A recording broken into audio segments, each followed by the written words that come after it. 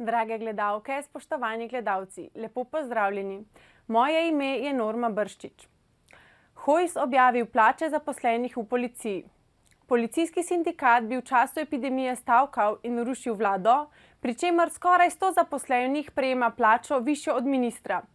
Prvak pa je Igor Razpotnik, vodja preiskave na Generalni policijski upravi s kar 9.598,75 evra bruto, kar je za 30% višja plača kot ministrova. Upajmo, da bodo Hojsovemu razkritju, ki sledi načelu transparentnosti, sledili tudi drugi ministri in razkrili plače zdravnikov v UKC, na RTV Slovenija, Slovenski tiskovni agenciji in drugod. Davkoplačevalci imamo pravico vedeti, kam gre naš denar. Vi pa gledate Faktor na TV3, najbolj politično nekorektno oddajo v Sloveniji. Zavožen davčni sistem. Kaj vse je narobe s slovenskim davčnim sistemom in kakšne bodo spremembe za ponovni zagon gospodarstva? Edini dve stvari v življenju, ki se jima ne moremo izogniti, sta smrt in davki. Kaj vse je narobe s slovenskim davčnim sistemom, nam bosta povedala naša stalna komentatorja, magister Ivan Simič in Miran Videtič. Pozdravljena. Nekonkurenčnost slovenskega davčnega sistema ni poznana samo slovenskim davkoplačevalcem, ampak je znana tudi mednarodnim inštitucijam, kot je na primer OECD. Zadnja raziskava za leto 2020, ki je merila indeks davčne konkurenčnosti, je pokazala, da je med 37 državami Slovenija na nezavidljivem 23. mestu. Davki so visoki in razporejeni tako, da ne spodbujajo dela in investicij. V Sloveniji se ne splača delati in se ne splača investirati. Ivan, kdo je po tvojem mnenju kriv za tako slabo uvrstitev? Torej, najprej bi se dotaknil te tvoje izjave, da tisto, kar je sigurnost, to smrt in davki. Sta se vidva kdaj vprašala, na kateri lokaciji je finančni urad Ljubljane? Kaj je vmes? Rondo, na drugi strani so Požale. To pomeni, že lokacijsko v Ljubljani sta finančna uprava in Žale skupaj, tako da to je tradicija. Kar se tiče našega sistema, mislim, da smo mi ta, davčni sistem zavozili že v 90-ih letih, ko smo se pač odločili za neko visoko obdavčitev vsa leta in potem tudi vsa leta gojili, počasoma zviševali to obdavčitev. Predvsem zaradi tega, ker je pač še iz socializma neka filozofija, da tisti, ki je obrtnik, tisti, ki je zasebnik, ga je treba čim bolj obdavčiti, ker on tako ima preveč. In to se je ohranilo vsa ta leta, edino leta 2006 oziroma 2005 pa 2006, ko smo delali davčno reformo, smo takrat davčne stopnje znižali. Tudi pri kapitalskih dobičkih izločili smo dividende, obresti in kapitalske dobičke iz dohodninske lestvice in tako naprej. In tudi davko dohodkov pravnih oseb smo takrat zastavili, da gre od 25% navzdol do 15%. Zadeva, ko smo videli, se je pol končala na 17%, pred leti so iz 17 dvignili na 19%. Potem je nekdo celo razmišljal o višji stopnji. Povečali so obdavčitev dohodkov iz kapitala, pomenijo obresti, dividende, plače so že tako visoko obdavčene. Tako da jaz samo povem za en primer, recimo imam nekatere stranke, ki delajo za ameriška podjetja v Sloveniji. Imajo visoke plače, imajo tudi, nagrajevanja z opcijami, torej delnicami in tako naprej. Zadnjič sem gledal eno plačilno listo, ne boste verjeli. 90.000 je bilo na plačilni listi, evrov, ne? Ampak, da je lahko, ker je dobil tudi delnice, da je lahko to vse pokril, je moral za 20.000 prodati delnic, da je bil sploh na nuli. Pomeni, pri nas če bi pa bil kje drugje, recimo, če bi bil v državi, ki ima socialno kapico, ki ima nižjo dohodnino, bi mu pa ostalo veliko denarja. Jaz sem delal primerjavo, samo če bi uvedli socialno kapico, v njegovem primeru, če bi uvedli socialno kapico na 6.000 evrov, ki jo jaz predlagam že od leta 2011, bi on plačal 30.000 evrov manj prispevkov. In to je tisto. Pri nas je razvila filozofija, da tisti, ki imamo, je treba vzeti, povečevati davčne obveznosti, kje se da obdavčiti, namesto da bi mi varčevali predvsem na stroškovni strani, da bi tam pazili, da pač ne porabimo, da recimo, ne vem, v primeru, da se nekaj gre narobe, da se izgubi neka milijarda tukaj, neka milijarda tam ali pa 100-200 milijonov, da za to tudi nekdo odgovarja in potem naslednjič nekdo razmišljal, kako se bo odločil in ali bo pazil, ali bo nadziral svoje podrejene, kaj mu pripravljajo. Če lahko sem skočil, Ivan je povedal v bistvu te oddaje, ker sicer mi danes govorimo o davkih, praktično pa mene in verjetno tudi slovensko javnost bolj zanimajo ta odhodkovna stran, ki pa Enostavno se je nihče kaj dost ne dotika. Ne. Neka percepcija je, da postavljeni so neki, bom rekel, postavljene so neke tirnice, delitev ministrstev, finančna delitev ministrstev dobi toliko. Jaz bi šel še en korak mogoče nazaj. Ne. Zame je recimo davčna politika ena od prvovrstnih političnih tem. Ne. Zakaj? Enostavno, ko ti, ali pa v tistih 90-ih letih, ko smo mi, Ivan je že omenil, ne, smo nekako gledali na ta socializem in tudi to psihologijo ljudi, verjetno je kar pasal, ne, da obdržimo nek del vsaj tistega sistema. Ne. Jaz nimam nič proti, da imamo mi v ustavi napisano, da smo socialna država, ne, in da tudi imamo te socialne transferje, se pa vedno vprašam, kdo nadzira, ne, te socialne transferje. Ne. Ker, pa pustimo zdaj, da mi ne bo kdo očital, da dajemo isti koš nosečnice in pa, bom rekel, fiktivno nezaposlene, ne, da smo si zelo na jasnem. Ne. Tako da enostavno, če pogledate pri nas, že torej že volilni sistem je tak, da nosi praktično, da vlado sestavljajo skupek strank. Ne. Ta skupek strank seveda je v tej vladi zato, da vlada in da si deli. Ne. Saj verjetno noben ne gre v vlado s kakšnimi drugimi razlogi. Ne. Pri nas, bom rekel, ker so večinoma vladale te leve vlade, ki so navajene, ne, da ko zmanjka denarja, se prvo obremeni podjetja in ljudi, ne pogleda pa se, kje bi pa lahko država, bom rekel pa na tej odhodkovni strani, ki pa ima možnost, ne, biti verodostojen partner, ne, delodajalcem, delojemalcem in pa, bom rekel, davkoplačevalcem, ne, pa nekako imam občutek, da država pa ne stopi koraka nazaj. Ne. Vedno, spomnimo se teh, bom rekel, sestankov delodajalcev, torej socialnih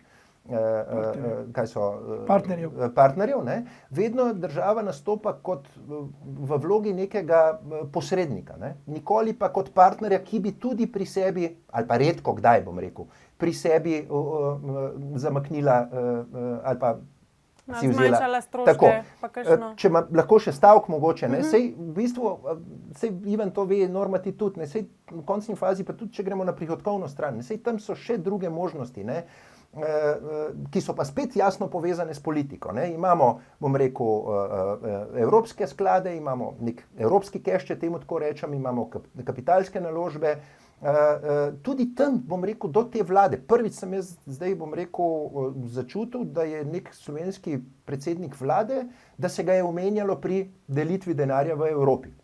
Zdaj, lahko si eni mislijo negativno, pozitivno, ampak prvič se ga je sploh omenjalo. Ne. Spomnimo se bivšega predsednika vlade, ki je rekel, jaz nimam kaj misliti, tako bo, kakor bo. Ne. Se pravi, enostavno gledamo na te stvari precej, bom rekel, lahkotno in ko zmanjka denarja, so tukaj ljudje, ki jim nabijemo, so tukaj, bom rekel, podjetja, ki jim nabijemo in enostavno gremo naprej. Skratka, moja ocena je, da zaključim, da imamo cel sistem, ne samo ta prihodkovni, kar se tiče davkov, ampak tudi odhodkovni del, da imamo ne moram reči v razsulu, ampak blizu razsula.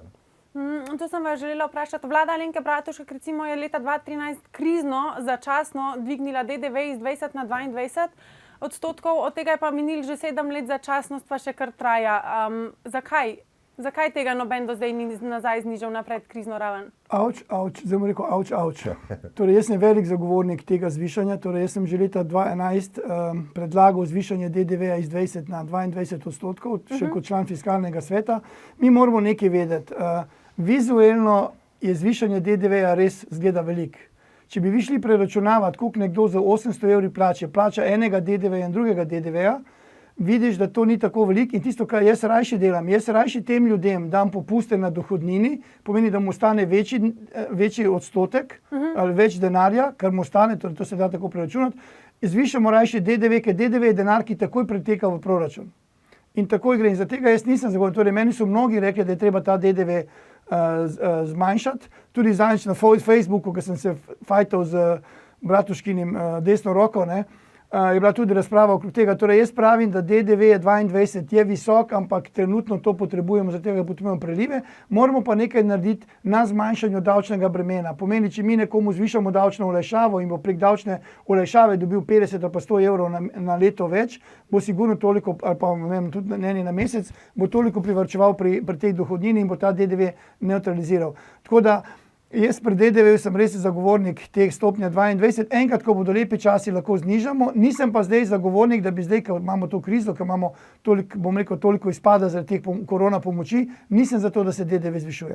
Ivan, v bistvu sej ni tle problem, ne? Jaz tudi normo razumem, torej njeno vprašanje. Ni tle problem številk, ne? Ti si lepo predstavil to, ne? Nekje dvigneš, nekje pa daš tudi, ne? Ja. Problem je to, ne, da slovenska politika že leta in leta laže to slovensko javnost. Primer, rekli so, da bo to začasni ukrep. Ne?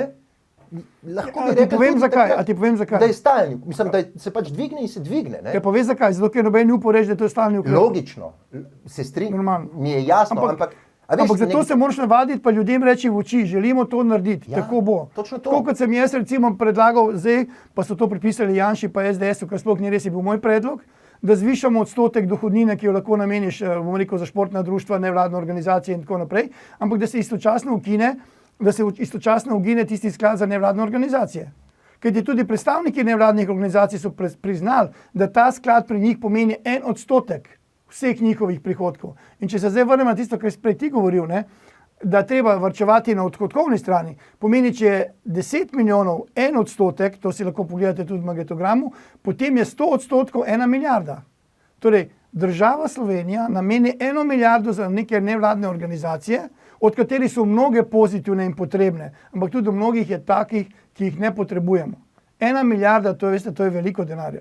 In tukaj moramo razmišljati. Ja, sej, to je osnoven problem. Ne? Ta predlog, jaz moram reči, da meni je bil super predlog tvoj. Ne? Ja, pa veš, kaj je še najhujše? Ja. Da potem predstavnik nevladne organizacije pravi, ne, mi sploh ne dobimo denar iz tega sklada, ta sklad je samo formula, koliko denarja moramo dobiti. Ja, in zdaj, če smo midva čistko, vsak normalen, ki ima koliko toliko zna razmišljati, če je država namenila za ta dodatni sklad 6 milijonov, je nemogoče, da je 6 milijonov točno denarja od tistih, ki niso namenili dohodnine nekomu. Pomeni, oni so ta sklad naredili, da zgleda politično, da je to neki sklad, v bistvu pa dobijo denar iz proračuna, okroglo številko. In kaj je bilo meni najhujše? Ivan, jaz te bom mogla zdaj prekiniti, ker moramo iti se na oglase, reklame. ampak boš pa potem lahko nadaljeval svojo Okej, misel. Ok, čas je za Čau. oglase. Čau.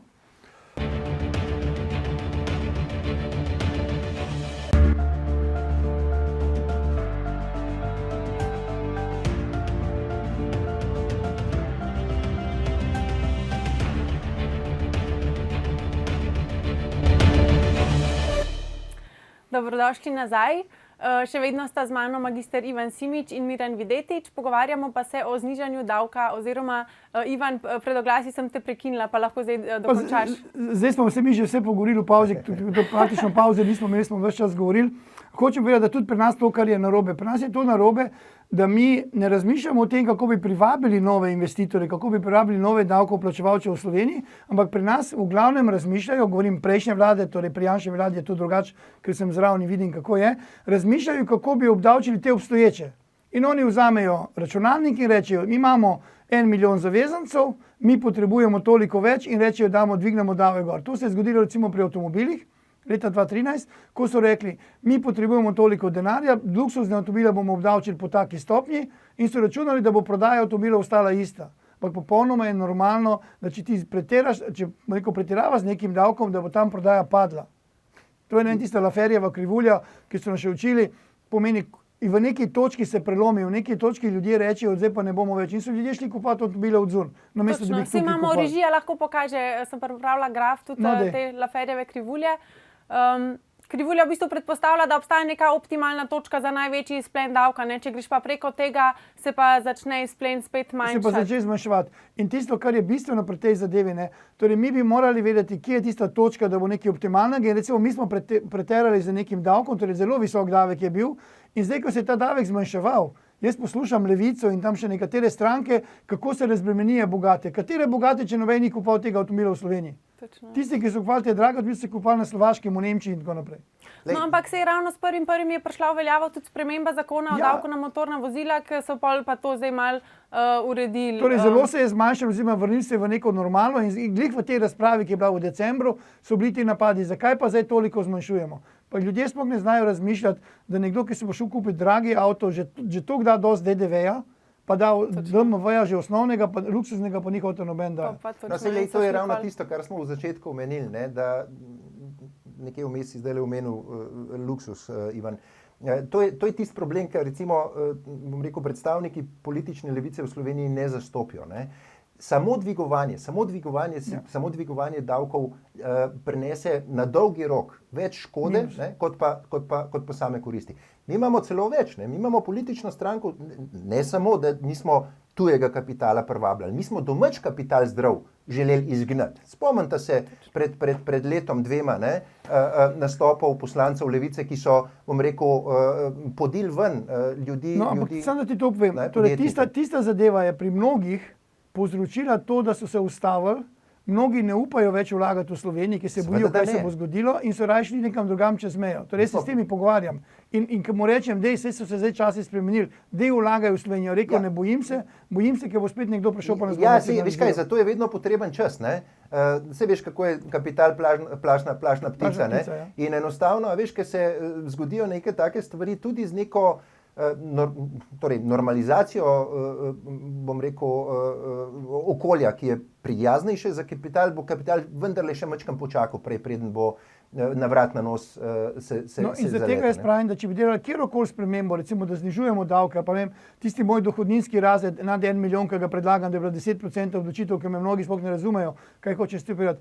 To bi moralo biti določeno tako, da rečemo, to velja 15 let in potem ljudje bodo prišli. Torej, nihče ne bo prišel k nam, da danes ena vlada davke spusti na neko normalno, ne bom rekel, da jih zniža, potem pa druga pride pa jih spet zviša. Torej, nemogoče, da tujci pridejo in odhajajo. Torej, tujci potem rečejo, jaz pravim, sem velikokrat rekel, neki investitor, ko hoče nekaj investirati na svetu, ne, on vpraša, kje je najboljše, kje so najnižji davki in kje največ dobim za investicijo. In vsi potem preskočijo Slovenijo, če jo sploh najdejo na globusu. Ampak hočem reči, mi moramo nekaj videti, da bomo rekel, ja, v Sloveniji je pa to dobro. Jaz ne govorim o zelo nizkih davkih, govorim o normalnih davkih, ampak da povečamo število davčnih zavezancev, ne pa da naši zavezanci grejo v Avstrijo, pa grejo ne vem kam drugam delati, ki so tudi mogoče višji davki, kot pri nas, ampak tam se boljše počutijo. No, poglej, paradoksalno, vprosti Norma, paradoks je, recimo... Sploh je ne pustiva do vprašanja. Ne. Paradoksalni primer tega, kar si ravno kar govoril ali pa kar govorimo. Ne? Mi imamo v Sloveniji medij, ne? Ki se, bom rekel, financira strani nekega podjetja iz tujine, ki je sodeloval tudi v zdravstvenih nabavah, govori se celo o težkih prevarah in pa o korupciji. Hkrati pa ta, bom rekel, isti, torej glavni urednik tega medija nam iz tedna v teden govori o javnem šolstvu, o javnem zdravstvu, o socialni državi, ki je point mojega razmišljanja. Ne. Na eni strani isti človek sodeluje, torej, ali pa je financiran strani lastnikov, ne, ki ves dobiček praktično odpelje ven, ne? Po drugi strani nam pa ta isti človek, kot pa glavni urednik, prodaja o javnem šolstvu, o javnem zdravstvu, denarja pa ne bo za to, kar govori. Ne, ne bo ga pa tudi zaradi njegovih lastnikov. Sprav, to je en tak primer, ne bom imenoval, ampak verjetno... Pa si že vse povedal, vsi vemo, kaj gre. So ljudje prepoznali. Ampak hočem reči, kako imamo mi enostavno, zdaj ne vem, ali smo ljudje, volilci, tako naivni, ne, da verjamemo v to, ali pa enostavno imamo tako pokvarjene, neke novodobne kapitaliste, ki jim jaz ne morem reči zdrav kapitalist, ne, da nam sploh te zgodbe prodajajo. Ne. In enostavno enkrat bo zmanjkalo. Točno. Zdaj, se pravi, tega davka na motorna vozila smo se malo dotaknili. Jaz bi sam to rekla, recimo, ko sem gledala malo, kako se to izračuna, je ena komponenta tudi, se pravi, koliko je teh izpustov, se pravi, nek ta zeleni davek. Pa se mi zdi v bistvu tudi po eni strani butasto, da zaradi tega nabijajo, ker okolje pravzaprav od teh okoljskih davkov nima nič. Vemo samo, da si določeni ljudje zaradi te ideologije neke podnebne pravičnosti sam filajo žepe. Pa še nekaj pa je vprašala, se pravi, prizadevanja za uvedbo nepremičninskega davka pri nas imajo že kar dolgo zgodovino, sama pa ne razumem, zakaj bi nekdo, ki s pošteno zasluženim denarjem kupi nepremičnino, plača že vse povezane davke, vemo, tega je že tako in tako ogromen, ker smo blazno birokratska država, potem pa bi moral še plačevati državi vsako leto določen odstotek vrednosti svoje nepremičnine. Naprimer, če vzamemo za primer 1% davek, to pomeni, da bi v bistvu v 100 letih država zaplenila lastnino, ki si jo ti kupil in je tvoja. Ivan, nam lahko pojasniš oziroma našim gledalcem, kakšen je smisel tega davka, zlasti v kontekstu ustavnega zavarovanja zasebne lastnine? Zadnjič se mi je nekdo pritoževal, da plača visoko nadomestilo za uporabo stavbnega zemljišča in pa visok davek na premoženje. Ne? Ja. In jaz sem mu rekel, ozri se okrog sebe, ves ta denar ostane v tvoji občini, za ceste v tvoji občini, za šolo v tvoji občini. Torej, ti davki, o katerih se pogovarjamo, to so občinski davki. Torej, bili so uvedeni že pred mnogimi leti, imajo jih tudi skoraj po celem svetu, ta davek na nepremičnine. Tisto, kar bi jaz še dodal, kar pa mogoče vidva ne veste, pa ste mogoče ki slišala, da nekatere države, to, kar se meni skozi postavlja vprašanje, zakaj so obdavčene moje stene, ne pa moj denar v banki. In v nekaterih državah obdavčujejo tudi denar, ki leži v banki, ker je ravno tako premoženje kot nepremičnina. In pač jaz tukaj nimam nobenih razmišljanj. Ta nepremičninski davek, ali kakorkoli mu rečemo, trenutno je to nadomestilo za uporabo stavbnega zemljišča in davek na premoženje, se plačuje, gre v občinski proračun in občine dobijo ta denar. Mi govorimo o uvedbi novega davka na nepremičnine, ki bi ga uvedli, katerega so že poskušali uvesti. Mislim, da je tukaj predvsem velik politični problem, zaradi tega, ker so te stopnje po občinah različne. Nekatere občine sploh niso imele davka na premoženje, so imele samo nadomestilo za uporabo stavbnega zemljišča. In moj predlog je bil že vsa leta, da če se že uvaja novi davek, naj bi bil novi davek seštevek zdaj obstoječih 2 davkov. Ampak to je pa težko ujeti, ker so občine zelo različne, ampak žal, in jaz kar še opažam, recimo nekatere občine, ki jim zmanjka denar, zadnjič sem z eno stranko sva delala neke izračune, je dobila zelo visok znesek davka na premoženje. In ko sva šla gledati, kaj sva ugotovila, da je tista občina vrednost nepremičnin iz Gursa pomnožila krat 3 in v isti stopnji je dobila 3-krat več. Torej, to je bilo, ni bilo, ne vem, 2,55, bilo je 2,9998. Ivan, ampak se boš strinjal, da pri dajatvah je tudi PR važen. Ne? Recimo, jaz pravim, manjka davčni marketing. Na osebnem primeru ti povem. Recimo, meni obračunavajo to dajatev stavbno zemljišče. In jaz z veseljem plačam to stavbno zemljišče, enostavno zato, ker se mi zdi, da to plačam tisto po zemlje, ki moja hiša na njej stoji. Ne? Pa znesek ni visok, ne? Ja, pa znesek ni visok. Ne? In ko so začeli pa na 4 obroke, ne? Tako. Ko so začeli pa govoriti o davku na nepremičnino, sem pa jaz takoj to svoje zemljišče pod hišo, ne, preslikal v svojo hišo, ne, oziroma in sem rekel, jebenti, zdaj bi mogel pa plačevati pa davek na svojo hišo še. Ne. Čakaj, kaj pa davek na premoženje plačuješ trenutno? Ja, seveda. Ne, govorimo o NUSZ-ju plus davek na premoženje. A ne, to pa ne. Ja, zakaj pa ne? Kjer občina pa je to? Ja, zdaj Ljubljana. A imaš novo stanovanje ali kaj? Ne. Ja, pa bi ga moral plačevati. Bom jaz povedal županu, da še to uvede. Ja, jaz vse plačam račune, ki pridajo. Edino, če je tam kakšna v tem stavbnem zemljišču? Ne, je posebej davek. Ja, to pa ne vem. Edino, če ima stanovanje do 160 kvadratov, koliko ima stanovanje? Ne, to pa jaz, seveda, to je manjše stanovanje, seveda. Zdaj si me že skoraj skrinko kot davčnega. To vsekakor ni moj namen. Bi pa še vprašala, zdaj bo okrevanje gospodarstva po epidemiji kitajskega virusa bo najbrž zahtevno. Kaj lahko naredimo tudi mogoče, da zmanjšamo potrošnjo, da se nekako ta diskrepanca med porabo pa prilivi v davčno blagajno bolj srečajo?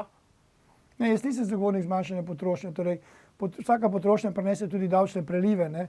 Jaz mislim, da je treba zagnati gospodarstvo, treba je začeti delati, treba je pač nekaj prodajati proizvode ali storitve, čim več izvažati, nekaj se mora dogajati. In tisto, kar opažamo, recimo podjetniki v tem drugem delu, v tem drugem valu, epidemije so zadeve, razmere dosti boljše, kot so bile v prvem, ko smo se vsi prestrašili, kaj se bo zgodilo. Torej, mnoga podjetja delajo, poslujejo v redu in tako naprej. Nekateri, ki imajo pa specifične dejavnosti, so še zmeraj v velikih težavah in ti se jim država pomaga, ampak drugače na splošno pa vidimo, da je tudi veliko podjetij tisto pomoč, ki so jo prijeli v mesecu maju pa aprilu, so jo zdaj v decembru vrnili, zato ker so ugotovili, da jim prihodki ne bodo toliko padali. Pomeni, jaz sem zagovornik tega, da se zažene gospodarstvo, da pač gospodarstvo dela, da ustvarja novo dodano vrednost, da so ljudje zaposleni in da pač, bom rekel, ta neka kriza, ki se je zgodila, da ljudje iz te krize pridejo in da spet, bom rekel, zaživimo, potujemo okrog in tako naprej. Pa bi država lahko mogoče na svojem delu kaj prišla nasproti gospodarstvu? Jaz sem mislila ne tako, da bi v bistvu zmanjšali porabo, ne tako, da ljudje začnejo bolj varčevati, ampak da država mogoče malo manj porabi za svoje... Torej, država lahko prav gotovo porabi nekaj manj, torej zdaj pa te spet videti, katere so nujne investicije, kaj nujno potrebuješ in tako naprej, država mora delovati. Prav gotovo, če greš v neko digitalizacijo, rabiš dodati denar, da lahko to digitalizacijo uvedeš in tako naprej, ampak jaz mislim, da v nekih normalah in da tudi tukaj so zdaj pripravili ta proračun, da so pač te zadeve upoštevane, ampak mi moramo predvsem zagnati gospodarstvo, privabiti nove davčne zavezance, ampak to pa lahko naredimo edino tako, da imamo stabilno davčno politiko. Dokler se bo davčna politika spreminjala od tega, kdo je na oblasti, ne? Če rečemo, eni bodo zniževali davke, drugi jih bodo zviševali, do tog časa mi ne bomo imeli, bom rekel, nekih zavezancev ali pa nekih davčnih zavezancev v Sloveniji, ki bi prišli k nam, katerih ni. Jaz se strinjam z Ivanom, ne? Enostavno bo treba pogledati in prihodkovno in odhodkovno stran.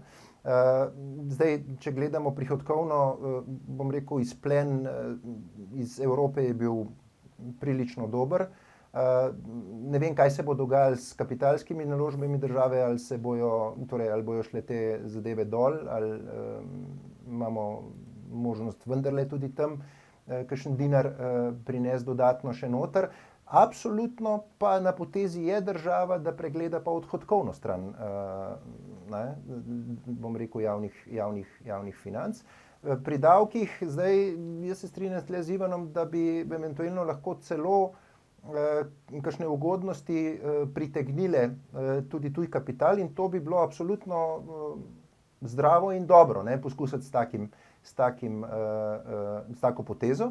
Vsekakor sem pa zagovornik tega, da po krizi, ne govorim zdaj o megalomanskih šparanjih, da smo si na jasnem, govorim samo, da je treba denar racionalno porabljati. Ne. In zdaj se bom spet navezal na, bom rekel, nepotreben del NGO-jev, ne. Ne govorim zdaj o gasilcih, ne, ampak o tistem političnem krilu NGO-jev, kjer pa bi po moji oceni država morala poseči z rezi. Ne vem pa, če za to obstaja politična volja ta moment. Aha. Se pravi, kaj je boljš, imeti nižjo davčno stopnjo, pa pol posledično večjo gospodarsko aktivnost? Ali prohibitivno visoke davke in pač posledično mogoče nižji davčni izplen, ker je BDP nizek glede na, se pravi, stanje, v kakršnem se nahaja trenutno naše gospodarstvo? Torej, jaz pravim, da moraš imeti nižjo stopnjo od svoje okolice. Pomeni, če se primerjamo z Avstrijo, z Italijo. Torej, od teh imamo nižje, nimamo pa od Hrvaške. Torej, Hrvaška je šla z obdavčitvijo, samo zdaj v Hrvaške. Hrvaška je šla z obdavčitvijo kapitalskih dobičkov na 12% in pri njih in pa dividende in pa obresti in pa pri njih je še ta zadeva, da je dovolj, da si lastnik več kot 2 leti nekega nepremičnine ali pa nekega deleža v podjetju in po 2 letih nisi več obdavčen. Pri nas je ta limit 20 let. In zato jaz pravim, da mnogi, ki so starejši in ki imajo neka podjetja v Sloveniji, enostavno, če imajo vikend na Hrvaškem, se preseli na Hrvaško in bo tam izplačal. Ampak jaz ne želim, da se to dogaja. Zakaj ne bi bili mi pametnejši? Zakaj mi ne bi tega naredili? Zato smo tudi v okviru strateškega sveta predlagali, da bi to mejo iz 20 let prestavili na 15 let in bomo tudi v zdajšnji reformi, ki se dela, na tem ustrajali, da vsaj nekaj damo našim davčnim zavezancem, da bodo lahko tako razmišljali. Tudi obdavčitev, bom rekel, podjetij. Jaz nisem zagovornik prevelikega znižanja, ampak nekaj takega, da rečeš, ja, to pa je super, to se mi pa splača. Ker Slovenija daje veliko varnost, tukaj je lepo živeti in tako naprej. Mi potrebujemo samo majhen premik, da dobimo zavezance v Slovenijo. In še en moment, mogoče pri odhodkovni strani, to boš pa ti ven vedel, koliko je tle še rezerve. Ne? Mislim, da tudi, bom rekel, dajmo reči, pa da me ne bo kdo za besedo držal, ta represivni del, se pravi od zmanjševanja sive ekonomije do učinkovitejše izterjave in podobnih stvari. Tle ne vem, koliko je, se pravim, pri tej izterjavi ne vem, koliko je še rezerve. Ne? Veš, kako je, torej v Sloveniji se davki plačuje dokaj v redu, torej tudi raziskave tuje kažejo, da več kot 95% jih plačuje prostovoljno. Ne? Ampak tisto, kar je pa pri nas zelo težka tema za razpravo, ne? Vsi tisti, ki smo delali v državni upravi, torej sem delal v 2 državah in vem, kako to izgleda, zmeraj imaš v vsakem državnem organu imaš ljudi, ki ne delajo nič. In tukaj moraš biti tako hraber reči, poslušajte, vi, ki ne delate nič, pejte kam drugam, vas ne potrebujemo in tukaj se da veliko privarčevati. Ja, sem tle pol trčiš, ne? Ja, vem, da trčiš, ampak veš, kako je. Moraš pa nekaj vedeti. Tisti, ki so pridni, ki delajo cele dneve, veš, potem njih spravljaš v neenak položaj z onimi, ki ne delajo, imate pa skoraj isto plačo. Ampak, a veš, Ivan, dokler ne bojo te povedali ali pa se oglasili, Ja, ne? vem. To je ta problem, ki ga jaz vidim, ne? Glej, Ja, poglej, noben koliko se je ne bo to- sami oglasil pa rekel, ja, ok, bom jaz šel, ko nimam nič za Ne, delati. te ne bojo, ne? Ampak Poglej, recimo koliko je bilo okolica... samo... Pa poglej, tudi koliko te je bilo samo- pogodbe so najbrž za nedoločen čas, pa ne moreš človeka kar takole odsloviti. Ja, to zahteva pa fleksibilnejšo, bom A, rekel, veš, jaz bi te vprašal drugače, Norma. Ti si lastnica podjetja, Ja, imaš 100 zaposlenih, ja. imaš jih 20, ki gledajo v luft. Ja, saj jaz razumem. Kaj bi ja. ti bi jih pustila? Ne morem jih. Ne. Sorry. Ne, ampak jaz vaju sprašujem, kako bi to, naprimer, ne, človek rešil, če ima, ne vem, pogodbe, recimo, Zadeva je enostavno rešljiva. Moj predlog, ki ga zagovarjam že vsa leta. Ko pride nova vlada, vsi dobijo odpovedi. Do in katerega vzameš tiste, nivoja, ki jih do katerega rabiš. nivoja, Ivan? Do katerega nivoja? Bi šel jaz kar dol. Zdaj to, kar vidim, bi šel kar... Glej, saj ni problema, se jih zaposliš nazaj, se država brez ljudi ne more delovati. Ampak se rešiš tisti, ki se vsako leto nalagajo, torej vsako To leto pa jih je res. več. Ne, jaz imam en drugačen, vprosti te prekinjam, ampak Ja. jaz imam drugačno logiko, ne. Tam, bom rekel, minister, državni sekretar, pa še direktor direktorata, to je politična, bom rekel, funkcija. Jaz sem tudi bil ne. to logiko. Referent pa bodva poštena nima kaj politike zganjati, ne. In torej referent je tisti, ki mora izvajati neko politiko vladajočih struktur. To je moja logika. Tako da, bom rekel, ne bi šel z rezi prav dol, razen tam, kjer se pač tega ne da dopovedati. Ne. Točno tako. Ne? In zdaj, če grem sam ta predlog, ki smo ga tudi dali na strateškem svetu, da ko izpolniš pogoje za upokojitev, da se upokojiš. In tisti, ki je pa priden, ga pa vzameš nazaj, oziroma katerega rabiš. Pa si In ko- delodajalec ga ne bo hotel dati, ne, pridnega.